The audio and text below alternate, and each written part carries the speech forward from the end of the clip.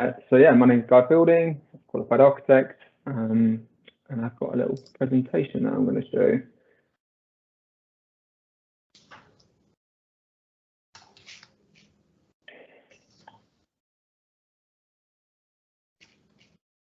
You should be able to see that now, Lisa, is that right? Yep, we can see that. Perfect. So yeah, I put a little timeline together, which I had previously done for one of my final submissions to do the final bit of being an architect. And it's just quite nice to sort of see a fluid kind of, it's actually ended in 2020, but obviously 2 years on from then. So I left school in 2008, went into the foundation year, then I went on and did a bachelor's. I'm not sure how much you know about the architecture career, but you have your bachelor's, which is 3 years, and then you have your part 1 placement. And at that point, you would then go back and do your master's, which I then did years 4 and 5. And then you have another placement, which is your part 2. And then you come out and you can do a 12-month placement and then go on to do your final exam, which is your part 3. I had to take a little bit longer than that, and there's a few little bumps along the way, which I'll talk about. Yeah, one of the key points on this really is doing my work experience back in 2007.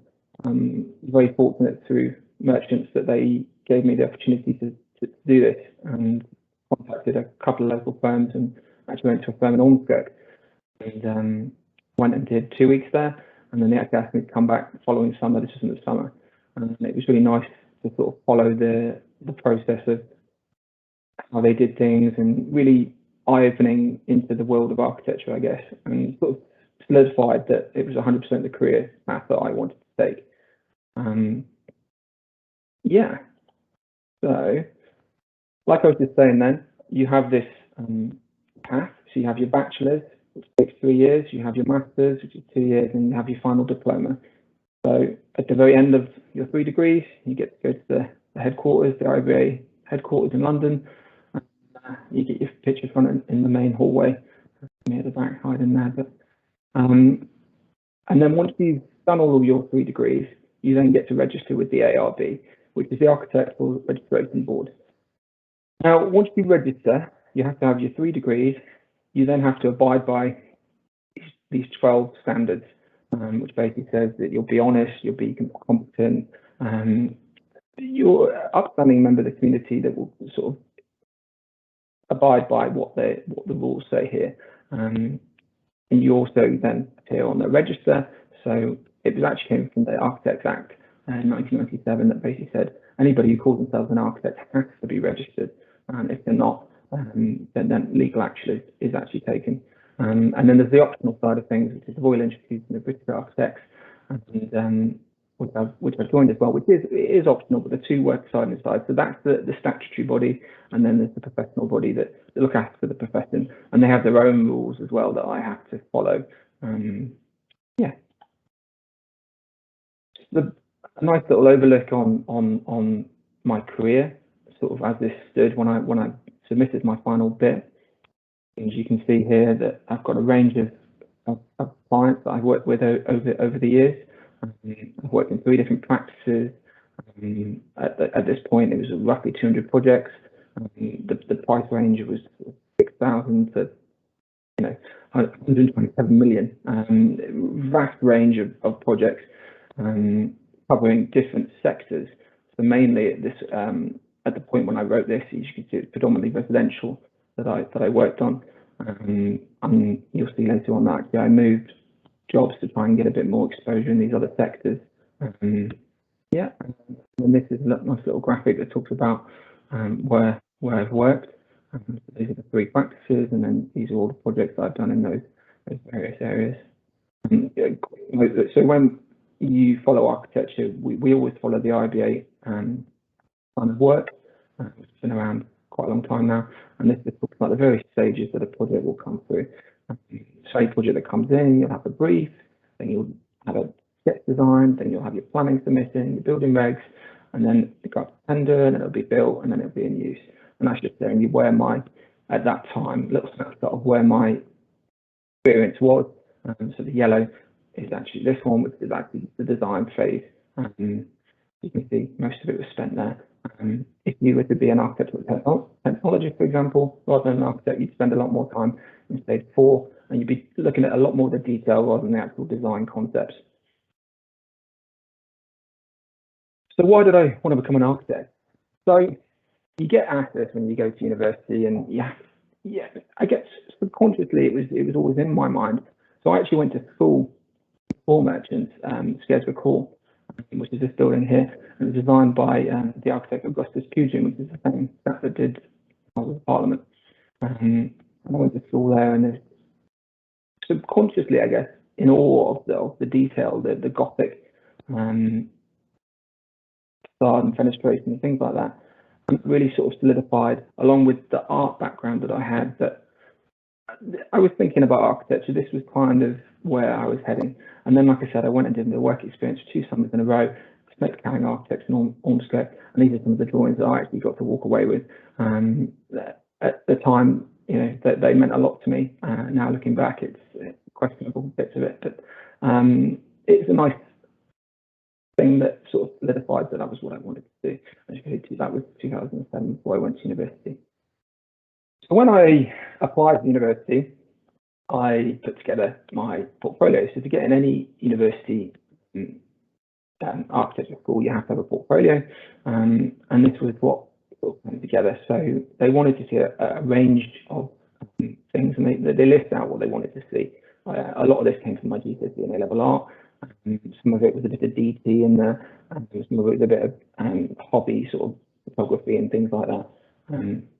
I submitted it with a bit of text, and that's what got me the entrance through the door to get into architecture. And then it was kind of looking at which universities I wanted to go to. So obviously I've got my UCAS sponsor, but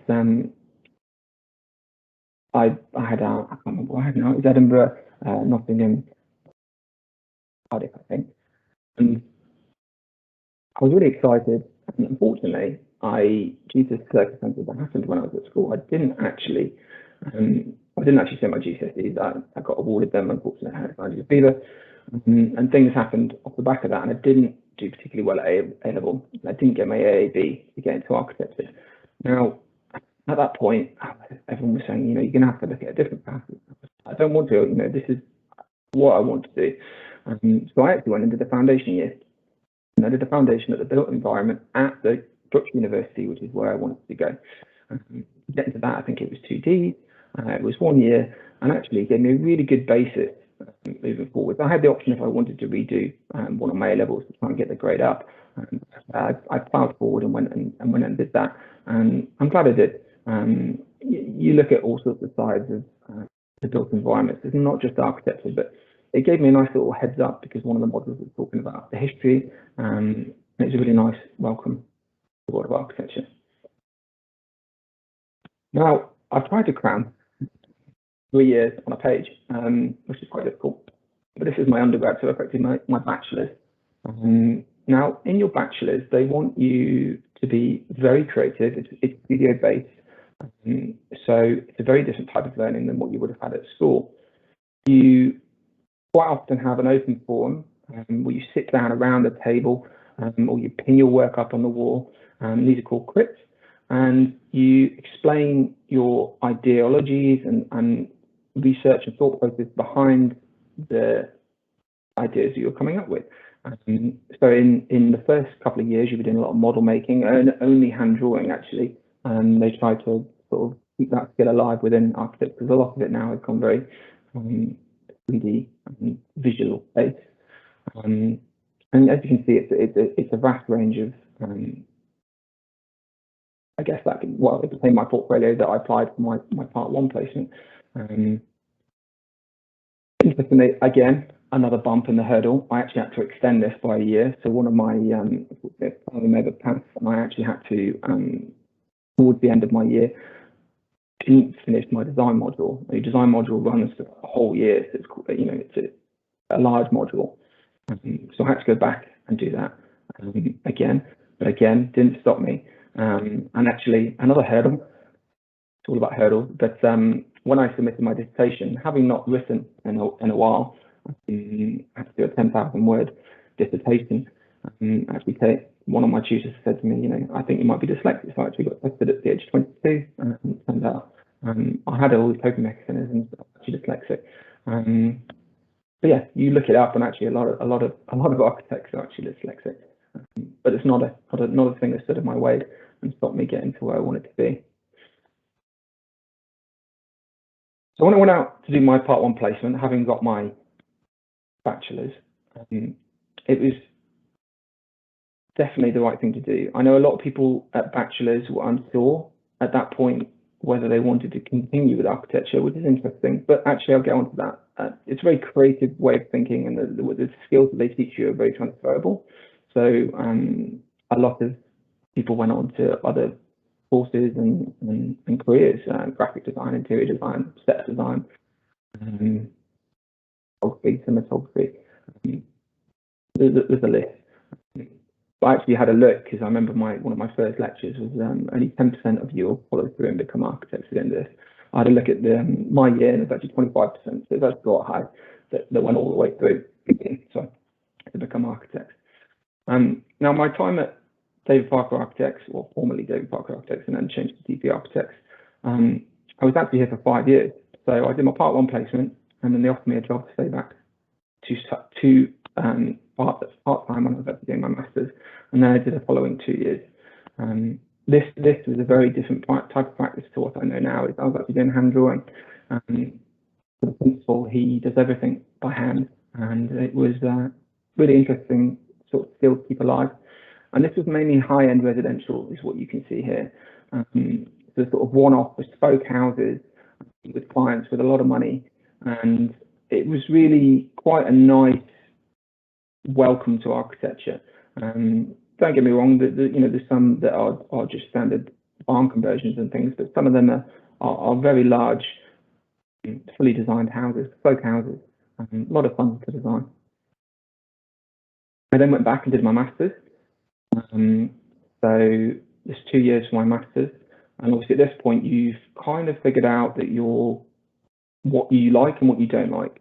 So at this point you get a choice in terms of what you want to specialise in. I specialised in building performance sustainable design, which is obviously very apt now coming forward to where we are now, 2014, but looking at being carbon neutral and looking at the energy consumption and carbon footprint of a building and how you would offset that. So one of my modules looked very closely at making a standalone sort of self-sustaining unit.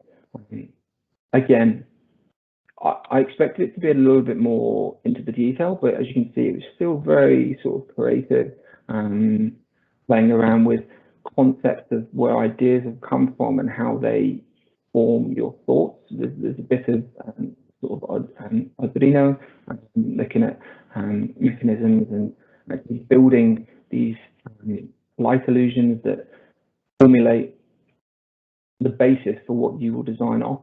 It's easy to think creatively, but it's easy to think outside the box.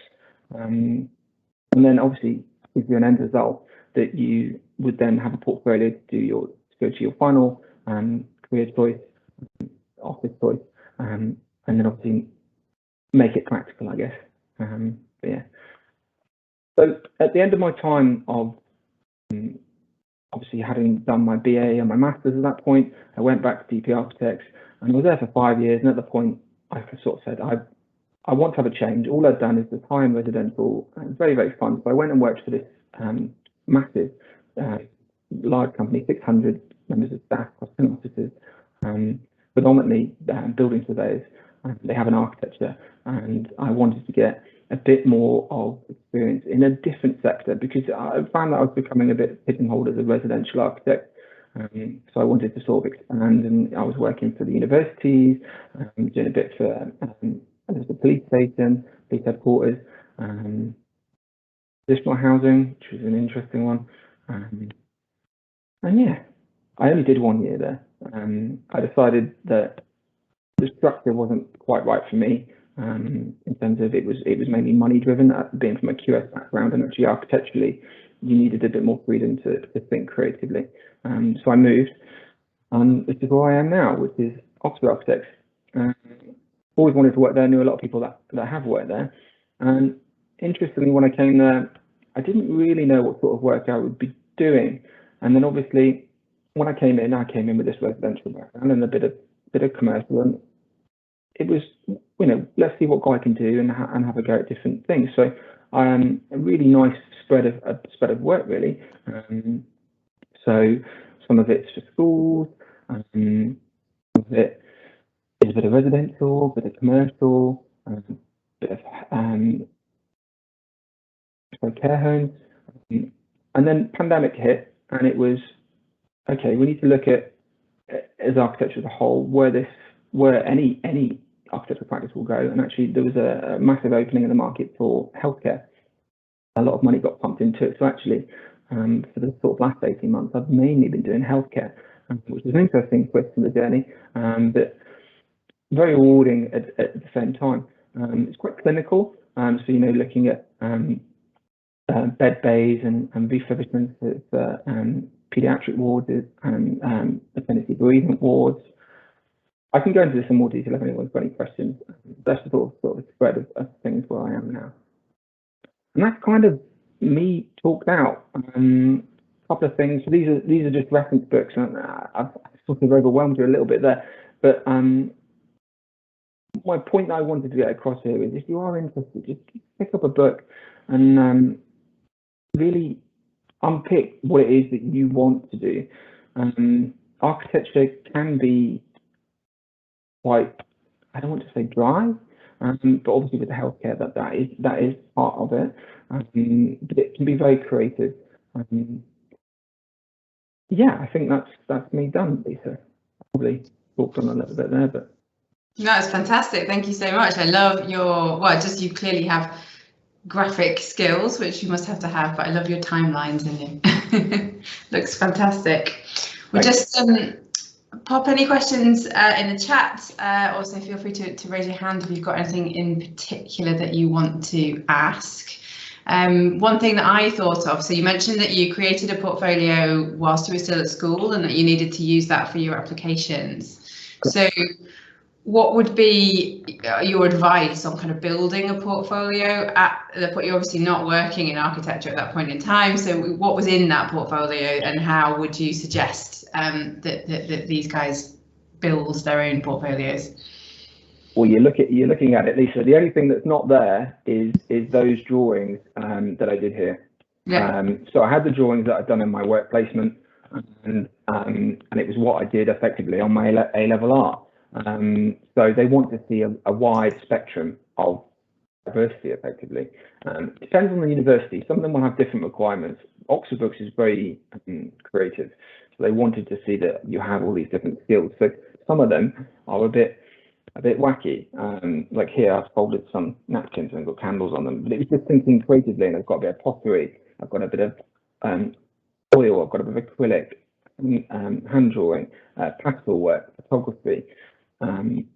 Where I felt I had a bit of downfall, I actually spoke to the Mr. Spears at the time, the art teacher, and sort of said, could I twist this around and make it more architectural? So you can probably see here there's elements of buildings that are being picked up. You've got the cathedral, obviously the school, and then when I went to the open day and sketched when I was at the open day, trying to sort of link the creative side through to transitional skills, I guess. Great. And would you say, so subject-wise, obviously you talked about art quite a bit there. Do you think that art is an essential? Are there other subjects that you think would be important?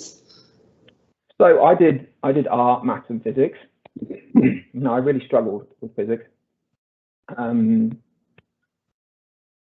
I obviously followed, having known at a young age that I was kind of going to do architecture. It was kind of catered because it was they're the sort of ones that was recommended at the time.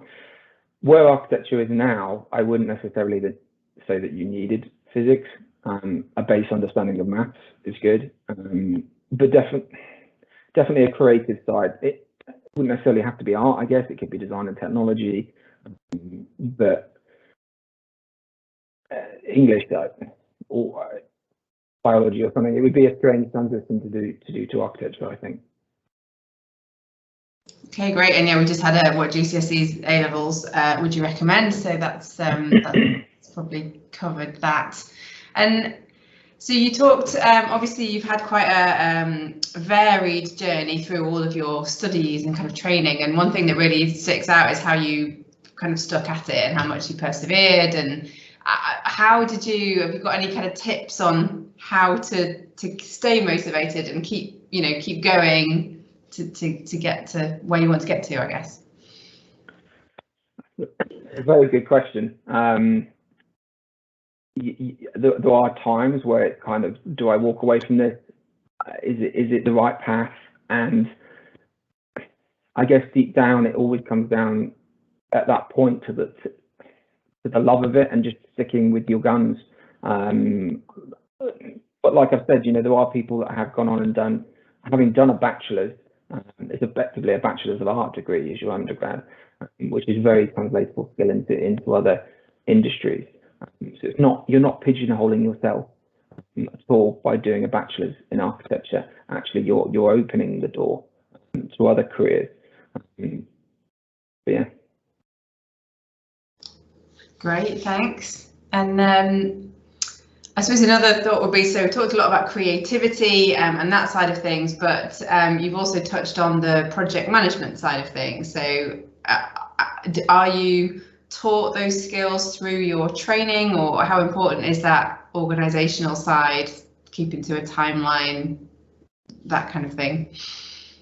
So they're all skills that do get picked up along the way. So yes, I have focused this within talking about the design modules mainly. There's other modules that sit within this design studio, but the main focus is around that. Those other modules look at the history of architecture. They look at environmental design. Sometimes when I got to masters, I actually did an exam in physics, which I didn't examine a very long time at that point, calculating U values and things. Sorry, I got a bit sidetracked then, Lisa. I lost my train of thought. Sorry.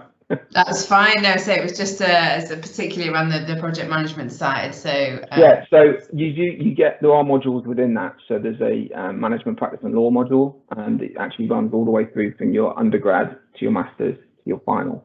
So your final, I do actually have it here, but I'm not going to scare you. It was about 500 pages at the end. But that's obviously at the end of your 7-year path, which took me longer. But that is all about project management. You've learned those skills throughout this whole process, because you are submitting essays, you are managing your time and skills. And it's actually one other really good thing is I found I was from rowing and swimming, and actually the group and the sort of team building side of it is very, very big in architecture. That's one of the key things I should have mentioned actually, is working as a team. So we as architects never work on our own. There's always other consultants around us. You've got structural, mechanical, electrical, project managers that pick up these other skill sets that make a building happen. And it's very key that you work well within that team. So you're never alone on anything. So yeah. Great. Well, we've got a couple of questions here. So first of all, really good question. Are there any opportunities for sponsorship for university and degree courses, or do any firms offer support with living costs due to the extensity of the course? I'd wondered about money. What point do you get paid? That's a very good question, and that would have to be a politician's answer, taken up with the university or the practice itself. So when you do your placement, you get paid. So your part 1 placement, it's not a lot, but it's enough to live off. So I lived in Oxford. My parents were up north. So I lived here off the money I got for my part 1 placement, and then obviously I kept on part time for 2 years while I did my masters. So I actually, in my undergrad, I lifeguarded to get a little bit of money. But obviously you've got your student loan and things like that. And when you get to your final position of you're doing your part 3, most practices will pay for it. And to do your final part 3 is about 3,000. I might have changed. but that they will normally pay for that. And then again, with your membership to the ARB and the IBA, they will normally pay for that. Okay, great. Thank you very much. And is there any particular software that you would recommend to introduce themselves to ahead of an architecture course? Yeah, so the base, so let me just, so DP Architect, my part 1 placement, I was hand drawing, then they used MicroStation, which is a 2D bit of software, and then they went into Vectorworks. When I went to Origin Partners, they were mainly using AutoCAD. And then when I've come to Oxford Architects, all I'm using now and have been for 2 years is Revit, which is part of the Autodesk suite.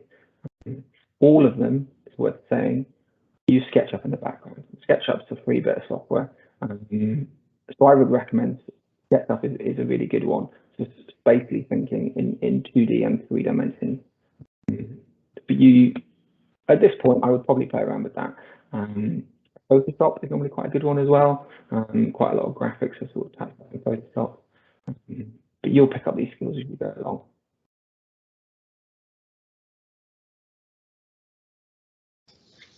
A good question on the software front, because I'm guessing that's fairly crucial to the line of work. Well, I think, Lisa, the point, interestingly, it depends on where you work. So, I mean, I know a lot of the bigger some of the bigger practices that work on the Google projects and things, they actually work in a software called Rhino, and they actually do a coding bit of software called Grasshopper. So it can get really quite geeky, I guess, in terms of how you design these spaces.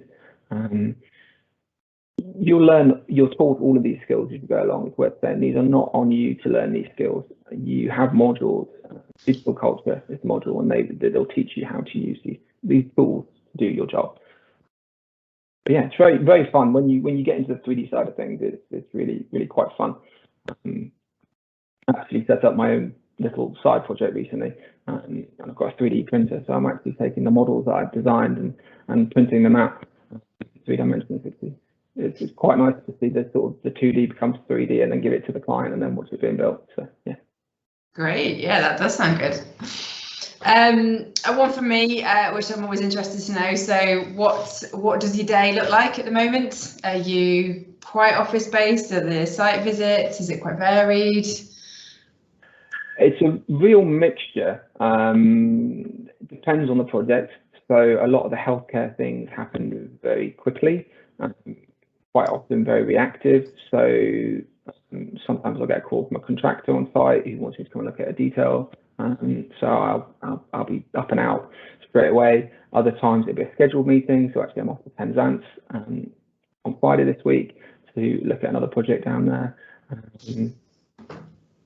It really depends. I'd say you're 70% office, 30% out and about. It's nice to get out and about because obviously we all sit at our desks too much, but definitely when projects move to site, you are on site. And what does it feel like to see something that you've designed? Oh yeah, I mean that's the end game, isn't it? That's the whole point of it. It's seeing something you've drawn and created from nothing to it coming alive in front of you. There's no feeling like it really. That's why we do what we do, especially when you see that building in use, whether it be a residential client enjoying their living room or a hospital that's helping people get better. It's very rewarding. That's why we do it. Yeah, fantastic, and definitely to have that end result, you know, to see that, and I get with building in particularly, it's going to be there for a very long time, which is amazing as well, isn't it?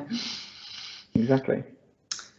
Any further questions from anyone before we wrap up? I'm sure, I mean, Guy, would you mind if anyone wants to be put in touch with any specific questions or anything? Would you be prepared for us to do that? Yeah, that's absolutely fine, Lisa. Actually, I'd prefer that. You know, I could talk through, you know, send across elements of my portfolios. I can send across a book suggestion. Yeah, anything you want, happy to help out. Great, that's brilliant, thank you. And those suggestions definitely, I'm sure, will be great. Just seeing something coming in, hang on 1 second. See what the question is. I feel like I've learned a lot anyway, I might go retrain. It's amazing how many people say that they wanted to become an architect but never followed it.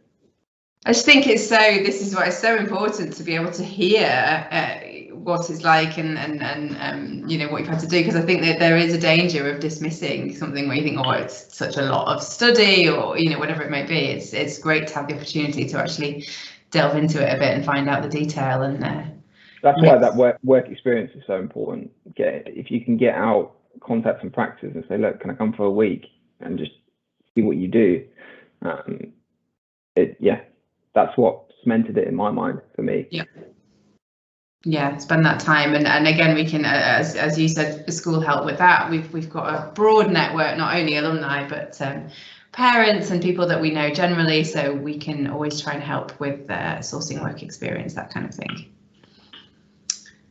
Looks like the question has gone away, so I'm going to say thank you, and if anyone does have questions or wants to be put in touch with Guy, please just drop me a line and I'll pass that on. Thank you so much for your time. Really do appreciate that in your early evening, getting some thank yous there. Very welcome. Go and have a nice evening, everyone, and thank you very much for joining us, and yeah, we'll see you soon, hopefully. Brilliant. Cheers. Thanks. Thank you.